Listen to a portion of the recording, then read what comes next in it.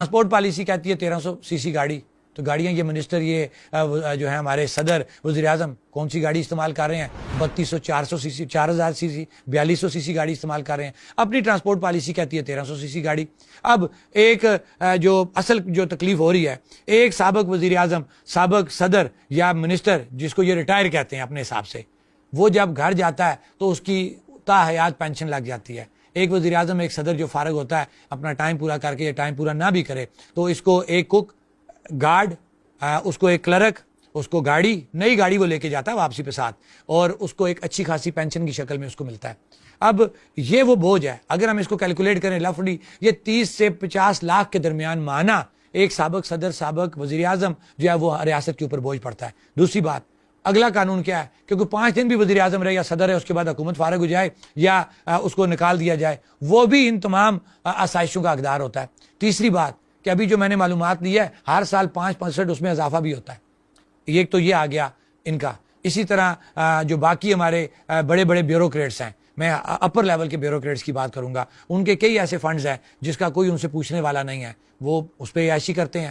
ایک بیوروکریٹ جس کو قانون کے مطابق ایک گاڑی جس کو الاؤ ہے، 3 گاڑیاں اس نے گھروں میں رکھی ہوتی ہیں. جائیں آج بھی اسلام آباد کے اندر جو ہمارے بیوروکریٹس رہ رہے ہیں، ان 2 3 گاڑیاں لے کے چل رہے ہیں. وزیر اعظم صاحب دعویٰ کرتے ہیں جناب میں نے تو ایک چھوٹی گاڑی رکھی ہوئی ہے. اسی وزیر اعظم کے آپ کو آج بھی اس ریاست کے اندر بڑے بڑے پروٹوکول کے اندر جلوس جاتے ہوئے نظر آتے ہیں. یہ جسٹ ان کا فوٹو سیشن ہے. اب یہی وہ چیزیں ہیں جموں کشمیر جوائنٹ عوامی ایکشن کمیٹی جو کہتی ہے کہ یہ ریاست چھوٹی سی ریاست ہے، اس کے اوپر اتنا بڑا بوجھ مت ڈالیں. جب ہم یہ کہتے ہیں کہ اسپتالوں کے اندر دوائی چاہیے تو یہ کہتے ہیں فنڈز ہمارے پاس نہیں ہے. تو دوسری طرف اتنی بڑی آپ نے امپائر کھڑی کی ہوئی ہے، 53 کی آپ نے کیا بنائی ہوئی ہے، ممبران اسمبلی کی تعداد رکھی ہوئی ہے، 30 سے 35 تو آپ نے مشیر اور وزیر بنائے ہوئے ہیں. یہ پیسہ یہیں سے جا رہا ہے نا، وہی عوام سے جو ٹیکسز کی شکل میں آپ وصول کرتے ہیں وہی آپ عیاشیوں پہ لگا رہے ہیں. یہ وہ اشرافیہ کی مراحت ہیں جو آپ کی عدلیہ، آپ کی بیوروکریسی، آپ کے سیاستدان جو ہے جس پہ عیاشی کر رہے ہیں. اور ہم نے یہ فیصلہ کیا تھا کہ اس کو ہم سٹیپ بائی سٹیپ لے کے جانا چاہتے تھے کہ ہم یہ کریں گے کہ ہم پہلے حکومت کو نوٹیفیکیشن دیں گے کہ آپ ہمیں آج کے بعد جو آپ نے کمیٹی بنائی ہوئی ہے اس کے اندر کوئی ماجر جو منسٹر ہے وہ ہمارے ساتھ نہیں بیٹھے گا. کچھ وجوہات ہوئی کہ ہمیں وہ اپنا فیصلہ جو اناؤنس ہم نہیں کر سکے، ہم نے اعلامی میں سے اس کو کاٹ دیا، لیکن آپ نے پوچھا تو میں آپ کو بتا رہا ہوں. اس کے بعد یہ ہوا کہ ہم عوام کے پاس گئے، تقریباً 1-1.5 سال ہمیں لگا. ہم عوام کے پاس گئے، عوام سے مشاورت ہوئی، عوام نے کلیئر کٹ اس کو اس لیے کہا کہ یہ ختم ہونی چاہیے کیونکہ اس کے 3 بڑے نقصانات ہیں. ایک میرٹ کا قتل عام. میرٹ کا قتل عام مراد کہ ہماری ریاست کا بچہ جو 90% ایک میرٹ کے اوپر نمبر لے کے، ایک غریب کا بچہ کتنی مشکل سے اس کو پالا پڑھایا، وہ 90% نمبر لے کے بیٹھا ہوا ہے. دوسری طرف کیا ہوتا ہے جب سیٹیں آتی ہیں تو مہاجرین سیٹوں کے نام پہ 60-70-80% والے جو نمبر والے بچے ہیں جن کے اسٹیٹ سبجیکٹ بھی 2 نمبر بنتے ہیں، وہ اس پڑھے لکھے ریاست کے بچے کا حق مارتا ہے. یہ سب سے بڑا جو ظلم ہے ہماری ریاست کے نوجوانوں کے ساتھ. دوسرا ظلم کہ یہاں پہ جب ہم اسپتال میں دوائی مانگتے ہیں، اچھی سڑک مانگتے ہیں تو ہمیں کہا جاتا ہے ہمارے پاس پیسہ نہیں ہے. پھر ان 12 سیٹوں کے نام پہ کروڑوں روپے، اربوں روپے صرف ان 12 ممبران کو جو بلیک میلنگ کا ایک ڈگوسلہ سا بنایا ہوا ان کو اکاموڈیٹ کرنے کے لیے وہ پیسے دیے جاتے ہیں، جو میں کہہ لوں کہ سالانہ 3 سے 4 کروڑ روپے فی MLA خالی لوکل گورنمنٹ کے فنڈز کا میں آپ کو بتا رہا ہوں، جو ان کی تنخواہیں، ان کی گاڑیاں، TADA، ہاؤس رینٹ، یہ اس سے ہٹ کے ہے. تو یہ وہ ناانصافی ہے. یہ ایک MLA جو ہے، جو ہمارا ممبر اسمبلی جو پاکستان مقیم پاکستان مہاجرین کا ہے، وہ ایک ترتیب سے جو ہے وہ تقریباً پنڈی کی اگر بات کریں تو ایک شیر کے بچے نے اتنی وہاں پہ پمپنگ شو کی ہوئی ہے کاغذوں کے اندر کہ پنڈی کا پانی ختم ہو جانا چاہیے. ایک شیر کے بچے نے اتنی گلیوں میں ٹائلیں لگائی ہوئی ہیں 2 نمبر سکیموں کے نام پہ کہ میں کہتا ہوں کہ وہ جو ہماری ویلی کا وہ حلقہ ہے وہ تو لش ہو جانا چاہیے. لیکن نہ تو ہمیں کسی جگہ پہ پمپ نظر آئے پانی کے، نہ تو ہمیں کسی جگہ گلیاں بنتی بھی نظر آئیں، نہ ہی کوئی افتتاحی نیم پلیٹ وہاں پہ نظر آئی.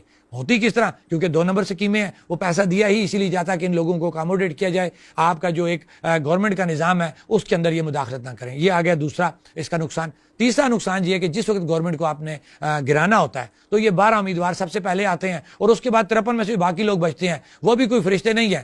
پھر وہ بھی اپنی حاضری لگاتے ہیں اور ایک بنی بنائی گورنمنٹ کو جو ہے دوبارہ ڈی ریل کر دیا جاتا ہے، جو عوام کا تیسرا بڑا نقصان ہے.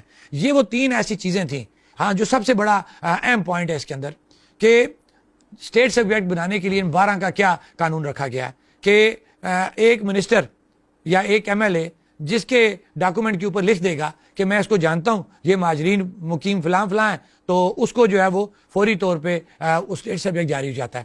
اب اس سے آگے لے کے چلتا ہوں کہ آپ نے ایک MLA کو یہ اختیار دے دیا کہ آپ جس کو لکھو گے کہ آپ جس کو لکھو گے کہ یہ مہاجر ہے وہ مہاجر ڈکلیئر ہو جائے گا. اب لکھنے والے کا کیا کرائٹیریا ہے کہ جس کو آپ نے اتنا بڑا اختیار دیا. آسم شریف بٹ ایک آپ کے منسٹر وزیر سپورٹس ہیں, ان کا کلیئر ثابت شدہ اسٹیٹ سبجیکٹ 2 نمبر ثابت ہے.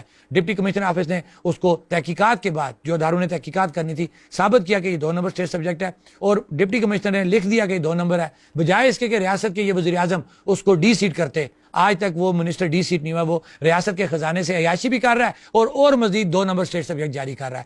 اور اب آگے کیا ہو رہا ہے میں پروف سے یہ بات کروں گا. انہی 2 نمبر اسٹیٹ سبجیکٹ کے اوپر اس ریاست کے اندر آپ کے کئی بیوروکریٹ ریٹائر بھی ہو چکے ہیں اور کئی اس وقت وہ نوکری کے مزے بھی لے رہے ہیں. کہ ثابت شدہ چیز ہے, میرے پاس ڈاکومنٹ موجود ہیں, FIA کی رپورٹ موجود ہے کہ ایک سینئر آفیسر ہے, پہلے وہ پنجاب کے اسٹیٹ سبجیکٹ ڈومیسائل کے اوپر پنجاب میں نوکری کر رہا تھا. جو ہی PSC کی جاب یہاں پہ آتی ہے وہ 2 number state subject Azad Kashmir کا بناتا ہے اور اس کے بعد وہ آزاد کشمیر کے اسٹیٹس کے اوپر یہاں پہ جاب انجوائے کر رہا ہے. یہ وہ ظلم زیادتی ہے ریاست کے خزانے کے اوپر, ریاست کے نوجوانوں کے اوپر, ریاست کی عوام کے اوپر, جس کی وجہ سے عوام نے یہ فیصلہ کیا کہ ان سیٹوں کو بہر صورت ختم کرنا بہت ضروری ہے. اب یہ بتائیں کہ ہم جو کشمیر کا کلیم کر رہے ہیں وہ کتنے رقبے کا کر رہے ہیں؟ 84,471 مربع میل. ابھی چھوڑ دیں جو مقبوضہ ہے, ہم آزاد کشمیر کی بات کرتے ہیں. گلگت بلتستان کہاں گیا؟ یہ ہم پہ ایجنٹی کا دعویٰ لگاتے ہیں, یہ کہتے ہیں جناب بڑا درد ہے ان کو کشمیر کا, یہ انہوں نے نشستیں اس لیے رکھی ہوئی ہیں کہ مسئلہ کشمیر ڈسٹرب نہ ہو.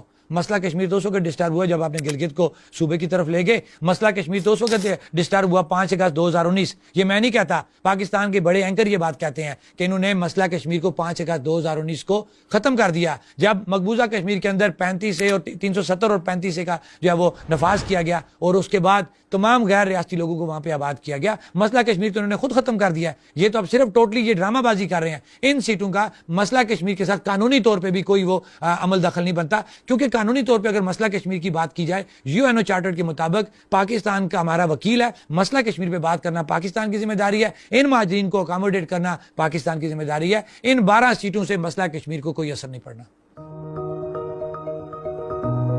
میں نے ہمیشہ یہ بات کہی ہے کہ زلزلہ 2005, اگر آپ کو بھی یاد ہو, آپ بھی اس ریاست کے اندر رہنے والے ہیں, کہ زلزلہ 2005 میں پاکستانی عوام نے جو احسان آزاد کشمیر کی عوام کے اوپر کیا, ری ایبلیٹیشن میں ہماری ماؤں بہنوں نے اپنے زیور اتار کے کشمیر کے لوگوں کے لیے بھیجے, اپنے کپڑے اتار کے کشمیر کے لوگوں کے لیے بھیجے. ہم وہ بھول سکتے ہیں؟ کبھی بھی نہیں بھول سکتے. جہاں تک بات رہی عوام پاکستان کی, وہ ساری عمر ہم ان کا احسان نہیں بھول سکتے. ہاں, جہاں پہ بات رہی ہمارے حکمرانوں کی, ہماری اسٹیبلشمنٹ کی, انہوں نے پاکستان کے اندر بھی ظلم کیا اور انہوں نے آزاد کشمیر کے اندر بھی ظلم کیا. پاکستانی عوام کا جو احسان ہے, ہماری ان سے کبھی نفرتیں یا کوئی گیپ نہیں آ سکتا. ان اداروں نے, حکمرانوں نے گیپ ڈالنے کی کوشش کی, لیکن الحمدللہ آج تک پاکستانی عوام کشمیری عوام کے ساتھ جڑی ہوئی ہے اور وہ کشمیری عوام کے ہر فیصلے کو پیچھے سپورٹ کرے گی. یہ کہنا کہ جہاں جماعتوں کے اکابرین کی ہم بات کریں گے, وہ تو پہلے بھی مخالف تھے. انہوں نے, اگر آپ کو یاد ہو, ہمارا جو لانگ مارچ تھا 5 دسمبر 8 دسمبر جو ہم برار کوٹ گئے تھے مظفر آباد سے, اور باقی لوگ کوالہ آئے تھے, پتن گئے تھے, منگلا کی طرف گئے تھے, اس وقت تو 3 جماعتوں نے آفیشلی, مسلم لیگ نون, پیپل پارٹی, مسلم کانفرنس, تینوں نے تحریری طور پہ اپنے ورکرز کو لکھا تھا کہ کوئی بھی بندہ جو ہے وہ سیاسی کارکن ایکشن کمیٹی کے اجلاسوں میں یا ان کے اجتماعات میں نہیں جائے گا. الحمدللہ یہ حکمران وہیں پہ رہے. عوام باشعور ہو چکی ہے, عوام سمجھتی ہے, سیاسی ورکر سمجھتا ہے کہ کس جگہ پہ اس کے لیے بہتری ہے. وہ پہلے بھی ہمارے ساتھ نکلی, اب یہ تھوڑا سا اور کھل کے سامنے آ گئے ہیں. اچھی بات ہے, عوام کو ان کے چہروں کا پتہ لگے گا, اور ہمارا یہ ایمان اور ہمارا یہ یقین ہے کہ اس بار اس سے بھی زیادہ لوگ باہر نکلیں گے. ذمہ دار بالکل حکومت ہوگی, حکمران ہوں گے. اس لیے کہ پھر وہ بات جاؤں گا کہ 8 دسمبر آپ نے ایک ایگریمنٹ کیا, 6 ماہ کا ٹائم مانگا, اور ابھی تک آپ نے کوئی مذاکرات نہیں کیے. ایکشن کمیٹی نے ہر وقت مذاکرات کا حامی بھری اور یہ خود عندیہ دیا کہ ہم نے کبھی مذاکرات سے انکار نہیں کیا. تو یہ ذمہ داری بنتی تھی ان حکمرانوں کی جن سے 8 دسمبر ہمارے ساتھ ایگریمنٹ کیا اور ٹائم مانگا 6 ماہ کا کہ وہ بیٹھتے مذاکرات کرتے. اگر آج وہ مذاکرات انہوں نے نہیں کیے تو یہ غیر ذمہ داری کا مظاہرہ انہوں نے کیا. جموں کشمیر جوائنٹ عوامی ایکشن کمیٹی نے تمام قانونی اخلاقی تقاضے پورے کیے, عوام کو اعتماد میں لیا. عوام کو اعتماد میں لینے کے بعد انہوں نے 29 ستمبر کی کال دی. ہم ابھی بھی پرامن کال کے اوپر ہیں, ہم نے کبھی بھی مذاکرات سے انکار نہیں کیا. اگر یہ زور زبردستی کریں گے, عوام کو زیر بار کرنے کی کوشش کریں گے, اگر کوئی نقصان ہوتا ہے تو وہ کلیئر کٹ بات ہے کہ وہ ساری ذمہ داری ریاستی اداروں پہ اور ان حکمرانوں کے اوپر ہوگی. پہلی بات تو یہ کہ جب دو بڑی طاقتوں کو آپ ڈسکس کریں گے, دو ایٹمی طاقتوں کو, انڈیا اور پاکستان, اور وہ سائفر اسی پیرائے میں سامنے لایا گیا, ہم کلیئر کٹ یہ بات کریں گے. وزیر اعظم انوار الحق صاحب پاکستان کے 2 سے 3 میڈیا ہاؤسز میں جاتے ہیں اور وہاں جا کے وہ پہلے عندیہ دیتے ہیں جناب کہ ایکشن کمیٹی جو جی را فنڈیڈ ہے جی, ان کے مختلف لوگوں سے جو ہیں جی وہ تعلقات ہیں, تو میں یہ ثابت کروں گا. وہ باہر آ جاتے ہیں اور ان کے جانے کے بعد جو ہے جی ایک سائفر سامنے آ جاتا ہے. پھر میں آؤں گا سائفر کے اوپر کہ سائفر وہ اتنا اہم ڈاکومنٹ ہے, اور 2 ایٹمی طاقتوں کو جب ڈسکس کیا جائے گا اس کے اندر یہ کہا گیا 2 تنظیموں کا نام لیا گیا, 2 لوگوں کے نام لیے گئے, وہ ان لوگوں کے نام لیے گئے جو ریاستی ہمارے بڑے بڑے حکمرانوں کے ساتھ بیٹھ کے جن کی تصویریں موجود ہیں. چلیں جی, میں کسی کی اس میں نہیں جاؤں گا کون صحیح ہے کون غلط. 2 جماعتوں کو ڈسکس کیا, ان کے نام آگے, اور اس کے ساتھ اس سائفر کے اندر کسی جگہ پہ ایکشن کمیٹی کا ذکر نہیں ہے. وہ سائفر یہ کہتا ہے جی پاکستان میں بلوچستان میں ان بیلنس کرنے کے لیے اور آزاد کشمیر کے اندر ان بیلنس کرنے کے لیے جی وہ 2 تنظیمیں جو کام کریں جو انڈیا کے ساتھ جڑی ہوئی ہے. یہ آ گیا 2 طاقتوں کے درمیان ایک کنفلکٹ پیدا کرنے کے لیے, یا کنفلکٹ پیدا کیا گیا, یا جو بھی ہے. میں جا رہا ہوں اس پوائنٹ کے اوپر کہ 2 ایٹمی طاقتیں ہیں, ان طاقتوں کے درمیان ایک ڈاکومنٹ سامنے آتا ہے. پہلی بات ہے اس ڈاکومنٹ کے اوپر 2 ستمبر 2023 لکھا ہوا ہے, منڈے لکھا ہوا ہے, جبکہ وہ منڈے نہیں آتا, وہ سیچرڈے آتا ہے. میں پہلا ہی بلنڈر یہاں سے کر دیا. تو یار اگر چوری بھی کرنی ہے, 2 نمبری بھی کرنی ہے, تو اس کو تسلی سے کرو. آپ چلیں جی, ہم اس بحث سے بھی آگے نکلتے ہیں. یہ کیونکہ پورا پلان کر کے وزیر اعظم انوار الحق نے دیا اپنے اقتدار کو طول دینے کے لیے, جموں کشمیر جوائنٹ عوامی ایکشن کمیٹی کو دبانے کے لیے, اس کے بیانیے کو دبانے کے لیے کہ جو عوام کا بیانیہ ہے, بنیادی حقوق کا بیانیہ ہے. اب جب اس کو لے کے یہ آگے چلے تو دوسرے دن جو ہے آج, کیونکہ اب تو اگلا دن آ گیا ہے, آج جو ہے وہ کیا کہتے ہیں آل پارٹیز بلاتے ہیں, آل پارٹیز کا بیانیہ جاری ہوتا ہے. اس بیانیے کے اندر اب وہ لا کے جوڑتے ہیں ایکشن کمیٹی کے ساتھ کہ جناب جتھے ہم ان کو کسی بھی صورت انڈیا کا بیانیہ جو پروموٹ نہیں کرنے دیں گے. تو میں جناب وزیر اعظم انوار الحق آپ سے اور آل پارٹی سے پوچھتا ہوں کہ وہ جو جنیوا کے نام کا ایک ڈاکومنٹ سامنے آپ نے لایا سائفر کے نام پہ, اس کے اندر جن تنظیموں کا نام تھا, جن لوگوں کا نام تھا, اس کا تو ذکر آپ کے بیانیے میں کہیں نہیں ہے. آپ کے اعلامیے میں ان کا ذکر ہونا چاہیے نا. آپ نے پوری ایک تمہید باندھی ہے, ایک پوری آپ نے ڈرامہ سیریل بنا دی جس کی پہلی قسط رات کو چینل کے تھرو چل گئی, چند چینل. سائفر ایک بہت بڑی چیز ہوتی ہے. اس سے پہلے بھی سائفر آئے, پورے پاکستان کے میڈیا ہاؤسز میں آگ لگ گئی تھی سائفر سے.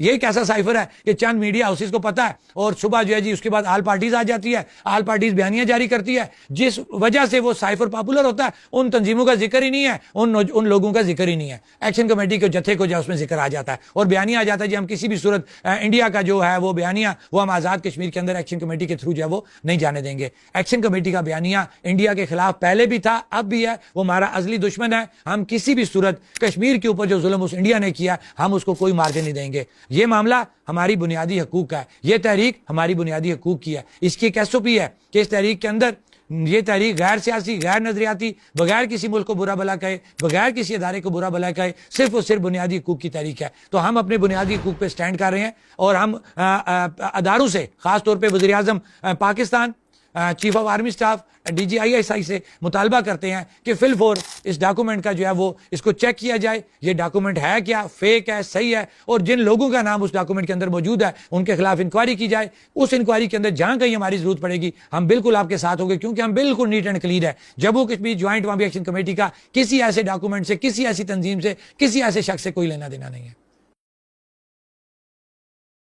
میری آواز آج بھی جو ریکارڈ ہوگی آپ کے توسط سے وہ پوری دنیا بھی سنے گی, عام عوام بھی سنیں گے. وہ ایسا ایک کافر ہے نا, شوق ہندو ہے, کہ کافر جب اینڈ کرتا اپنا تو وہ کیا کہتا, وہ سلام کرتا ہے یا کیا, وہ خدا حافظ. آپ مجھے بات بتائیں کہ ان کو کون عقل دے. وہ اے آئی اتنی جدید ٹیکنالوجی ہوگی, وہ دیکھیں نا بچوں نے چھوٹے چھوٹے بنائے ہوئے, چھوٹا بچہ آتا ہے جی ایکشن کمیٹی کی سپورٹ کرو, کتنی وہ کلیئر چیز لگتی ہے. ان بےہودہ لوگوں سے پوچھو کہ یار اے آئی جدید ٹیکنالوجی ہے, کوئی چیز تو اچھی بناتے. تو یہ وہ فیک چیزیں ہیں. اس سے پہلے اے آئی کی ڈاکومنٹریز بنی, آپ نے وہ بھی دیکھی ہوں گی. انوار الحق صاحب ہیں, میں ہوں, مجتبیٰ بانڈے, راجہ سہیب جاوید, کیا کچھ انہوں نے نہیں کیا. لیکن عوام باشعور ہو چکی ہے. انہی والز کے اوپر جہاں پہ وہ تصویریں چڑھاتے ہیں, ویڈیو چڑھاتے ہیں, اس کے نیچے عوام کا ریئیکشن بھی خود بتا دیتا ہے کہ یہ 1 نمبر ہے یا 2 نمبر ہے. کلیئر کٹ بات ہے. ہر جگہ ہر دفعہ ہم یہ بات کہہ چکے ہیں, جموں کشمیر جوائنٹ عوامی ایکشن کمیٹی کے اوپر لوگوں کا ایک اعتماد ہے. وہ اعتماد کیوں ہے؟ کہ ہم ایک چارٹر آف ڈیمانڈ کو لے کے چل رہے ہیں, اس چارٹر آف ڈیمانڈ میں کسی جگہ پہ بھی عوام نے ہمیں الیکشن لڑنے کا، سیاست کرنے کا مینڈیٹ نہیں دیا. جب کلیئر کٹ ہم کہہ رہے ہیں کہ ہماری یہ تحریک غیر سیاسی، غیر نظریاتی، بغیر کسی ملک کو برا بھلا کہے، بغیر کسی ادارے کو برا بھلا کہے، صرف اور صرف بنیادی حقوق کی تحریک ہے، تو اس سے کلیئر ہو جانا چاہیے کہ جموں کشمیر جوائنٹ عوامی ایکشن کمیٹی کے پاس ایسا کوئی مینڈیٹ نہیں ہے کہ وہ آ کے سیاست کرے، سیاسی پارٹی بنائے یا الیکشن کا حصہ بنے. ہاں ایک بات ضرور کہ اگر اس عوام نے، اس وقت تک کوئی ایسی بات نہیں ہے، اگر اس عوام نے اپنی باہمی مشاورت سے کوئی مزید فیصلہ کیا، مزید کوئی مینڈیٹ دیا، تو ہم کسی کے پابند بھی نہیں ہیں. قانونی طور پہ یہی طریقہ کار ہے. لیکن اسی پریکٹس کو اگر لیا جائے، قانونی طور پہ جو آپ کا آئین پاکستان اور ایکٹ 74 ہے، آپ کا جو آزاد کشمیر کا جو چیف ایگزیکٹو بنتا ہے، جو کہہ لیں وہ آئین کے مطابق چیئرمین کشمیر کونسل وزیر اعظم پاکستان ہے. جو بھی ایسی ترمیم ہونی ہے قانون کے اندر، اس کو کیبنٹ پہلے پاس کرے گی، اس کے بعد اپروول لے گی وہ وفاق سے جا کے وزیر اعظم پاکستان سے as a chairman Kashmir council. یہ بالکل آپ نے قانونی طور پر درست بات کی. اب ہم تھوڑا اس سے پیچھے جاتے ہیں. آپ نے دیکھا تھا کہ کیونکہ آپ کہہ رہے ہیں کہ قانونی ہے، میں نے ایڈمٹ کیا قانونی ہے، اب میں قانونی طریقہ کار کو آپ کو طریقہ بتاتا ہوں کہ کس طرح ہوگا. قانونی طور پہ بالکل یہی طریقہ کار ہے. مثال کیا آگی کہ 13 سیٹوں سے جب آپ نے سیٹوں میں اضافہ کیا، وہ بھی یہی قانونی مسئلہ تھا. اس کے لیے 2/3 میجارٹی آئی، فیصلہ ہوا اور پہلے سیٹیں بڑھ گئیں، بعد میں بھیجا گیا منظوری لینے کے لیے. یہ پریکٹس ہو چکی ہے. اسی طرح کا یہ پریکٹس ہوگی جب انہوں نے اپنے مفادات تھے، اسی طریقہ کار سے 2/3 میجارٹی آئی، اس کے بعد پہلے انہوں نے اناؤنس کر دیے تعداد منسٹروں کی، منسٹر بنا دیے، بعد میں آفس ورکنگ لیے چلی گئی منظوری لینے کے لیے. یہ تو آگے پریکٹس. اب یہ پریکٹس کرنی انہوں نے ہے. سوال پیدا ہوگا کہ یہ کیوں کریں گے؟ بالکل درست بات ہے. ادھر سے یہ کہتے ہیں کہ مینڈیٹ ہمارے پاس ہے، ہم مینڈیٹ لے کے آئے، یہ کون ہوتے ہیں یہ فیصلہ کرنے والے؟ تو میرے خیال سے اگر آپ کو یاد ہو کہ جب عوام کی ایک رائے آ جائے، جس عوام نے ان کو ووٹ دے کے بھیجا کہ جاؤ تم قانون سازی کرو، وہی عوام انہیں کہہ رہی ہے کہ یہ قانون غلط ہے، یہ طریقہ کار غلط ہے، اس کے اندر تبدیلی لاؤ، یہ نہیں لائیں گے. یہ کہہ رہے ہیں جناب کہ نہیں ہم ٹھیک ہے، عوام کا فیصلہ ہم نہیں مانتے. تو اس پہ جھگڑا بن گیا نا. جھگڑے کا حل کس طرح نکلے گا؟ جو پاکستان کے اندر 2 مثالیں موجود ہیں. ضیاء الحق کے دور میں بھی ریفرینڈم ہوا، مشرف کے دور میں بھی ریفرینڈم ہوا، تو پھر ان کو ریفرینڈم کرانا پڑے گا ان سیٹوں کے اوپر. تو عوام ریفرینڈم میں ثابت کرے گی کہ ہم نہیں چاہتے کہ یہ سیٹیں جو ہے یہ سٹینڈ کریں. یہ اس کا قانونی جواب ہے. الحمدللہ ہم نے A, B, C اور D اس کے جو ہے نا تمام سٹیپ مکمل کر لیے ہیں. پہلی قیادت اگر اریسٹ ہوگی تو دوسری قیادت موجود ہے، دوسری اریسٹ ہوگی تو تیسری قیادت موجود ہے. ہم نے ہر چیز کا ہم نے بھی پراپر انتظام کر کے رکھا ہے. الحمدللہ عوام ہمارے ساتھ ہے، ایک مینڈیٹ ہمارے پاس ہے. انشاءاللہ ہمیں امید ہے کہ ہم کامیاب ہوں.